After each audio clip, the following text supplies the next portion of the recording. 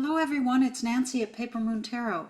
I wanted to do a VR to Kelly Bear, and the tag is hashtag 54321Tarot. And she has 5 categories and has you do like 5 tarot decks, 4 books, 3 spreads, 2 habits or paraphernalia you use around tarot, and 1 piece of advice. So that's what this is all about. So I'm starting out obviously with the 5, which is 5 tarot decks. The decks I'm going to show you are not necessarily my very favorites or whatever. They're just the ones I've kind of gotten more recently, and I'm just really using a lot right now. So I'm really into right now. So there you go. This deck I just got from Tevada, and it's the Heartscape Tarot. One of the things I really like about this deck is it's got this sort of surrealistic feel to a lot of the cards, not all of them. There are some that are like super sweet that I could live without, but that's okay because a lot of them are this sort of more challenging, more interesting, as I say, almost surrealistic view. Excuse me, I'm going to sneeze. Nope, I didn't. Okay. Okay, so let's take a quick look at the Heartscape Tarot. This, for example, is the Hanged Man, which is someone hanging upside down from buildings. Are they right side up? They're right side up on buildings that are upside down. I don't know. The other thing about this deck, of course, that's obvious, is that it's a landscape orientation instead of portrait. So that's different. One thing I like about that, just move things around, I kind of like, for variety, having a spread that goes this way, because that's the way we read a book. You know what I mean? We read from top to bottom. And I kind of like that. It's like this little block as if it's a page on a book and I'm just reading downward. Now, directionality may be a little different if you don't do them side to side, you know, who's looking in which direction. But I think you can still do that. That bird's looking that way. But anyway, if you look at these 3 cards, there is a very surrealistic but beautiful art on this. The cardstock is very decent. I like this one is the 3 of Pentacles, and it's 3 statues working on something. Maybe they're building a human figure, I don't know, but it's weird. There's this 5 of Cups where she's sitting on this beach with these huge cups all around her in various states. This cat, now this is one of the ones that is sort of sweet and not surrealistic, but I love the fact that there's 4 pencils here kind of representing the swords. The cat's resting, obviously, but the 4 pencils that represent the thinking and communication of swords, without having just blatantly swords everywhere, which is kind of fun. The 6 of Swords. It's traditional in terms of the boat floating away, but it's got that, again, almost surrealistic feeling. And then there are just fun cards. Like here's the Queen of Cups, and it's a duck, a goose, I don't know, sitting in a bathtub. So I really like that. And then here's one that's just, again, kind of pretty. Knight of Swords. So I got this recently and I really like it. I wasn't sure if I would, but I really do, and I keep kind of pulling it out. So that is the Heartscape Tarot from Tevada. All right, that's one deck. Another deck I got recently that I featured in a video recently is the Symbolic Soul Tarot.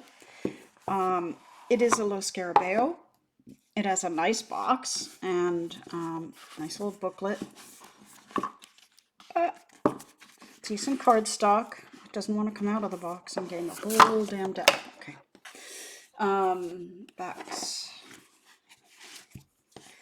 But it is by an illustrator artist who does these really cool line drawings, and interesting, interesting designs. Gold foiling on here that is just really pretty. Very Rider-Waite-Smith. Matte cardstock. Page of Wands is kind of walking in fire. There's some very quirky things here. Cactus wand. Never seen that. Judgment. The people are rising up out of the ground, but these two are wearing kind of masks. Focus. Again, the gilding, the foiling is really pretty. But it's very cool art. The Five of Pentacles. Why do we have some sort of devil creature here? I don't know. But there are some that are really weird. They have like alien ships in the sky, and of course I don't have any of those right now, but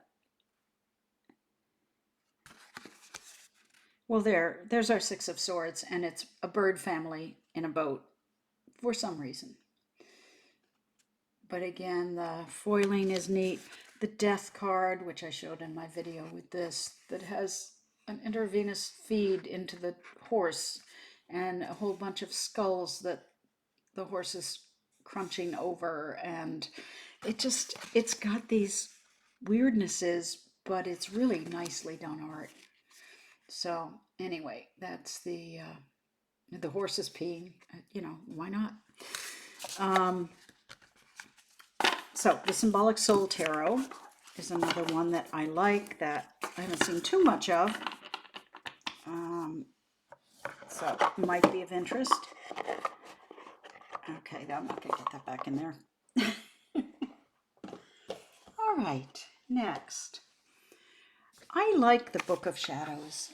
I've seen it on some people's channels, by Andrea Aste.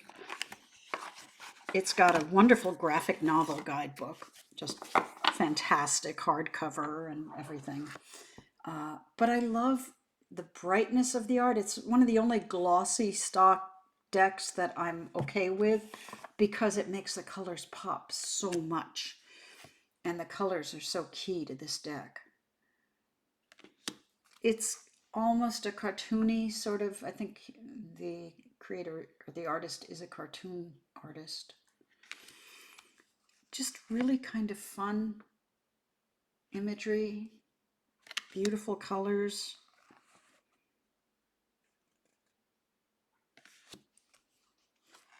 Love the Hanged Man in this.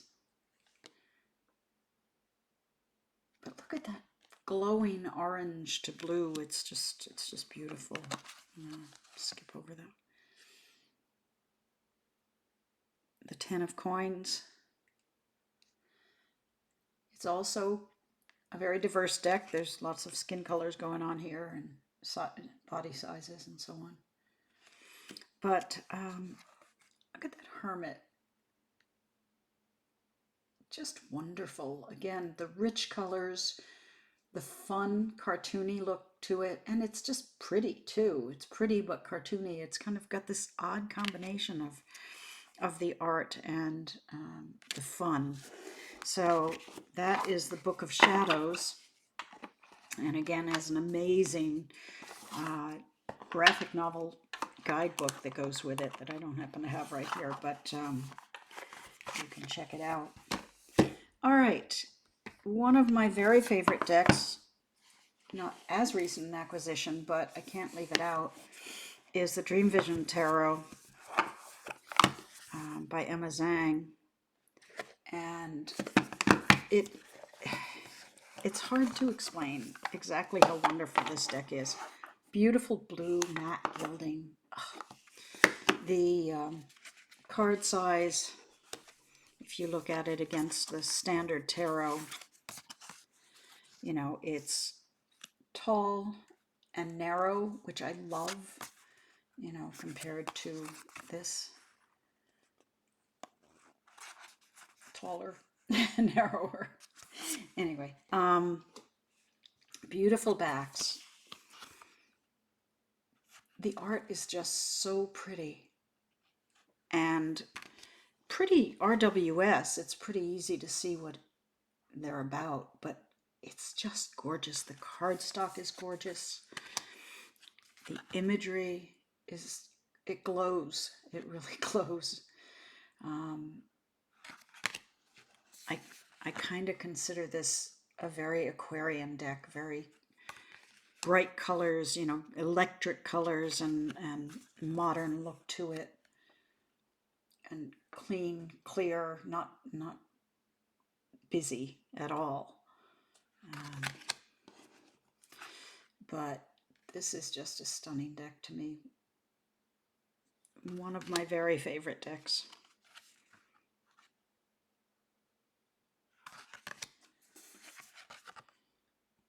Oops.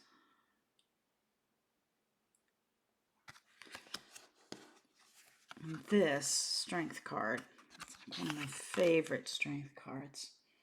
You can make out that beautiful woman with the lion and her hand, her arm around it.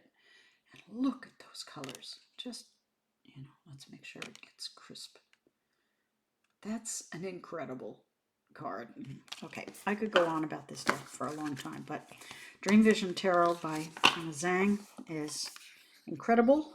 This is the second edition. The first edition was, the cards were larger. I really love the tallness and narrowness of this, as well as that blue matte gilding. It's just amazing. Okay, the fifth deck in my 5 decks is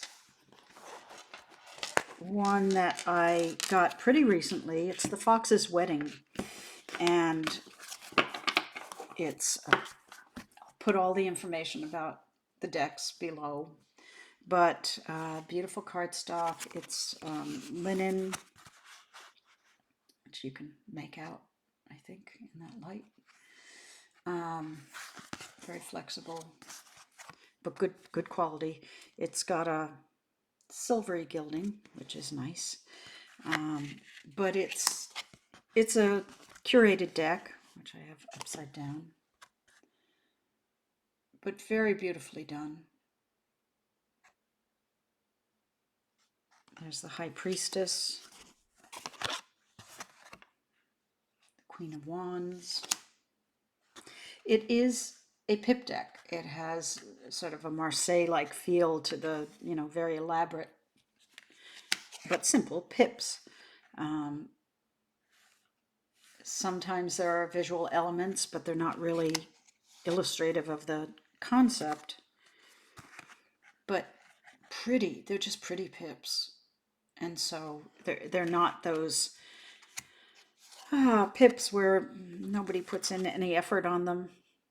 These are really pretty, very prettily illustrated.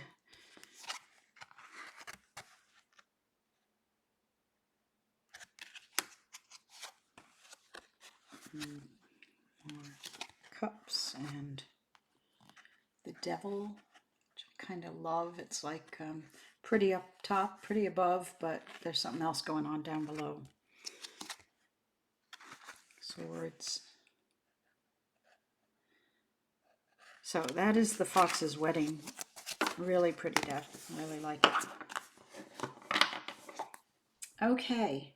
Actually, it's kind of a goldish, I don't know. Can't tell in this light. But it's gilded. Okay, so that was the first category, 5 decks.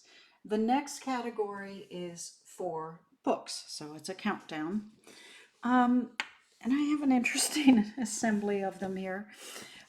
The first one is more of a journal workbook from Labyrinthos, and it's really a nice book. I have to maneuver it around my camera, because if I open it up, I'll topple my camera. But, and I have not worked on enough of it, but it's got a lot of, you know, questions about different cards, and goes into elements and you know, information about understanding the different court cards, for example. And it definitely has things like monthly review for what you've been doing with the tarot and spreads. There's space to keep track of what cards and thoughts you have, what spreads you've done, a reading journal, and then lists in the back of traditional keywords, a personal legend for what symbols you think of for the different cards. And up front, you've got, well, there's obviously the majors, and you're getting more detail about putting in what you think about the lover's meaning and reversals. And so anyway, it's a really interesting book if you're learning tarot, or you want to kind of get a journal done without having to just freeform all your writing, but you have a structure for it. I think it's a really good book. You can get it from Labyrinthos. One of the books I turn to a lot is Tarot No Questions Asked by Teresa Reed. It's not too bulky. And it's a book that gives you, for example, what this card is about, other ways of looking at this card, and that includes reversals, how to embody the energy of this card, a question to ponder, and a tarot exercise. And I really like that in a book, that it's not just describing the card, but it's prompting you, what about this question? What about this exercise? Have you tried this? For example, on the Two of Cups, look through the other cup cards as the exercise and find the ones where a figure is offering a cup. For example, the Six of Cups. What's being offered? Who's making the offer? How is the other person in the card responding? And journal your answers. A question to ponder: how well do you connect with other people? So it just, as a simple book to keep on my desk and look at when I'm trying to say, okay, I guess I don't really know as much about that card as I thought, or in this context of this reading. It's got a foreword by Rachel Pollack, and it's written by Teresa Reed, and they're both pretty well known in the community. So that's a second book. The third book is this beautiful book on tarot art, which is from a virtual archive. Move it, it's a heavy book.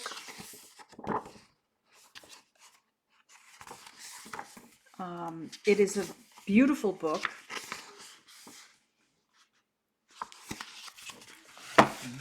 So you can see. It has some very contemporary decks, some older decks, some newer decks.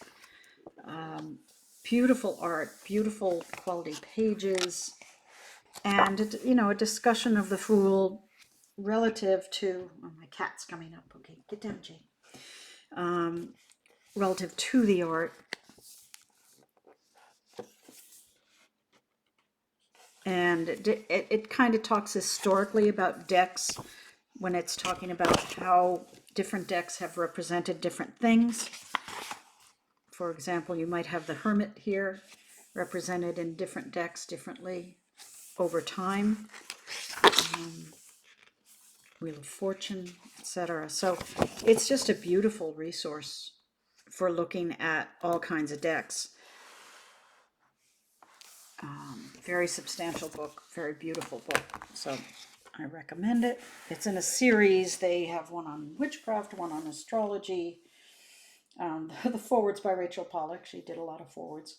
And I'm going to put this down below. It's an imprint of Abrams. So I can't read it. So I will put down below who this is published by. But it's called Tarot and Divination Cards, a Visual Archive. So that's that.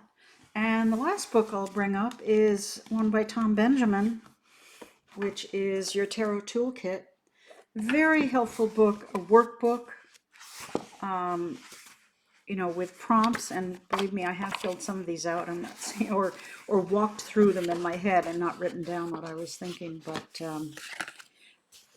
it talks about different aspects of learning tarot. The examples are Marseille, but it can apply to anything. Lots of information, lots of suggestions, lots of exercises if you're trying to get yourself to figure out, okay, here's a sample spread of 3 cards. What would that mean? Because I find I'm always challenged. I'm not in touch with that many people that I can do readings for. And you may have the same thing. There are just some people in your life, like my husband, who don't want you to read for them. It's like, no, I don't want that. I'm not interested in that. So it's a great way to practice readings, practice just learning tarot. It's one of the best learning tarot books that I've found. So that's Tom Benjamin's. There he is in his loveliness. Your tarot toolkit. So that's my 4th book. All right. Now, the number 3 has to do with spreads. And this is interesting because I tend not to do any fancy spreads. I've tried the Celtic Cross, and frankly, I get lost. In any kind of bigger spread, 5 cards or more, I'm like, okay, this means this means that means that means that means that. And then I want to pull it all together, and I have to go back and look up, what did that one mean? What did that one?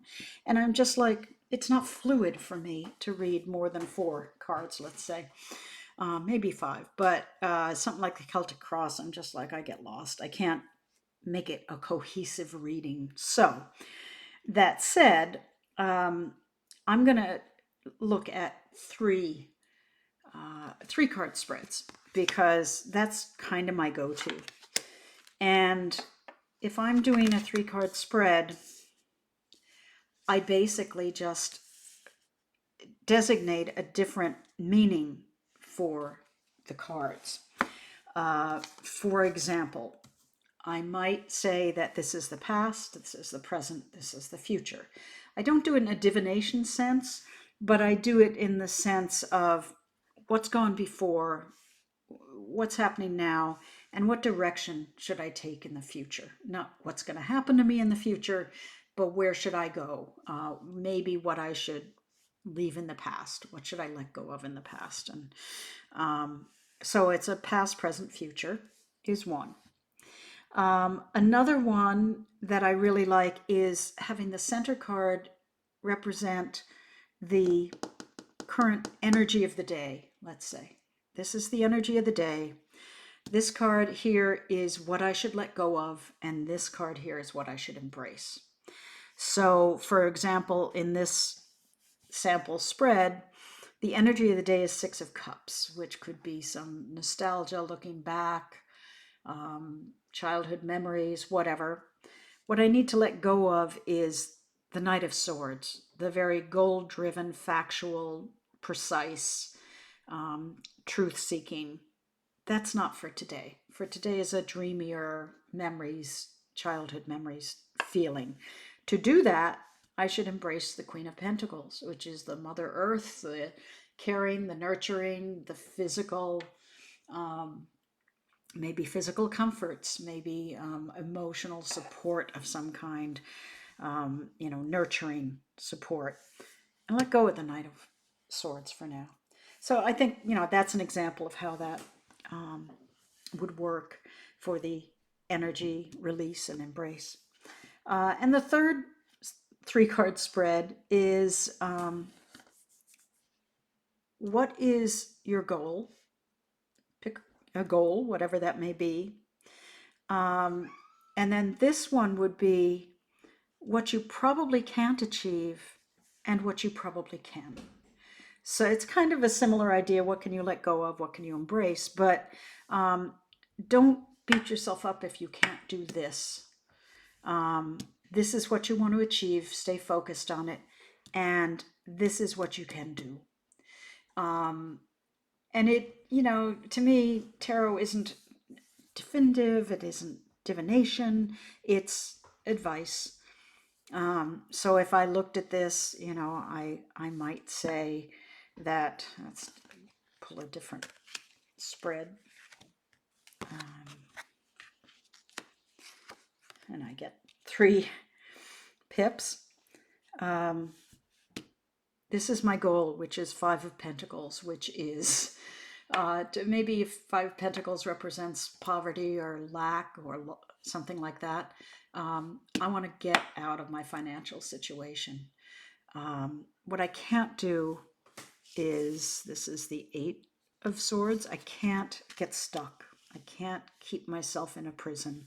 What I can do is make a decision, which is the 2 of Swords. So that's pretty good. If you want to get out of a financial situation, if that's your goal, let go of things that are imprisoning you and move forward with a choice. So that's how I'd use that reading. Okay. Number 2 in Kelly's VR challenge is 2 habits around tarot. And, for example, burning incense, using a spread cloth, interviewing your deck, blah, blah, blah. I don't do a lot of that. I have some crystals on my desk, but I'm not into crystals. They probably came with an indie deck or someone gave me a crystal, and here's a lovely stone that Candy Soul and Soil sent me. But I don't, they're on my desk, but it's not a habit per se. I don't have a lot of paraphernalia. Spread cloths kind of drive me crazy because they distract from the art, and I'm so focused on the art in decks.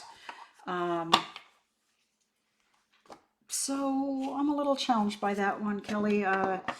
Habits when I get a new deck. Okay, here's the one habit I think I have with a new deck, which is that I don't shuffle well.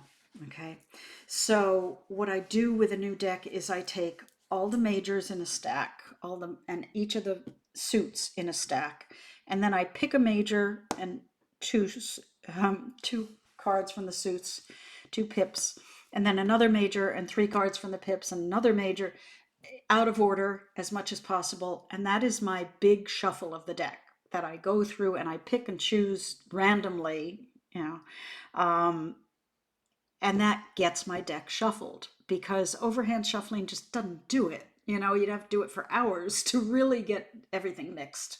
And I'm not even a good overhand shuffler. So that's what I do with a new deck, is I break into groups and I pick and choose to very manually shuffle. So I do that with every deck when I first get it. That's probably the only habit I can think of.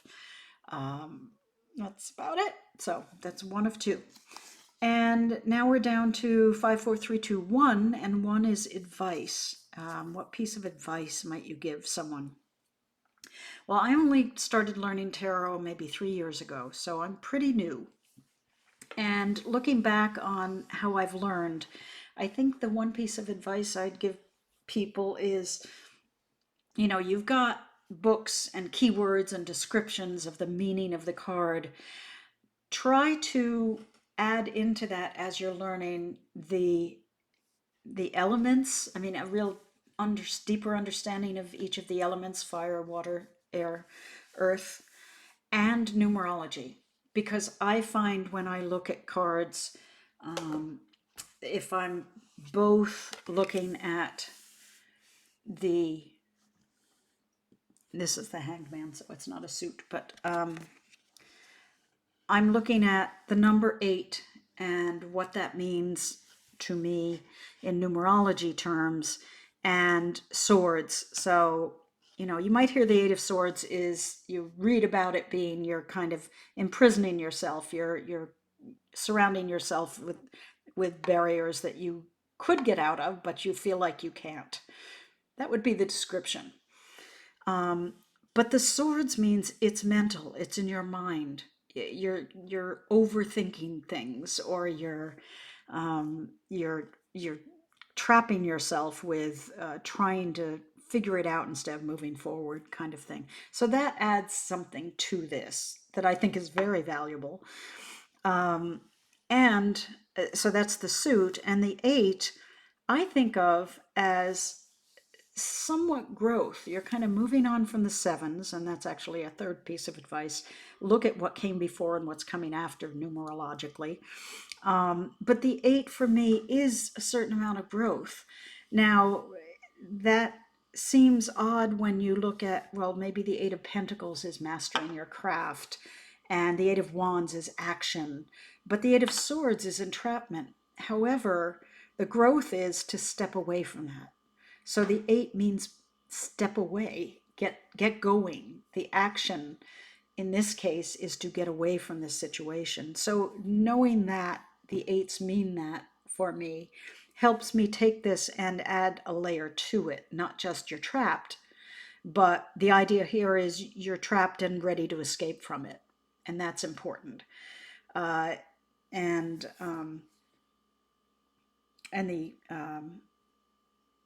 the combination of what you're reading in a book about what this means, what the numerology says to you for the 8, and what the suit says to you, I find gives you a much broader, more complete reading. So that would be my advice for someone learning tarot. And that's about it. So there you go, Kelly. There's your 54321. And I will put information about decks and books that I showed down below. So thanks, Kelly, for the tag, and thanks you guys for watching. Take care. Bye.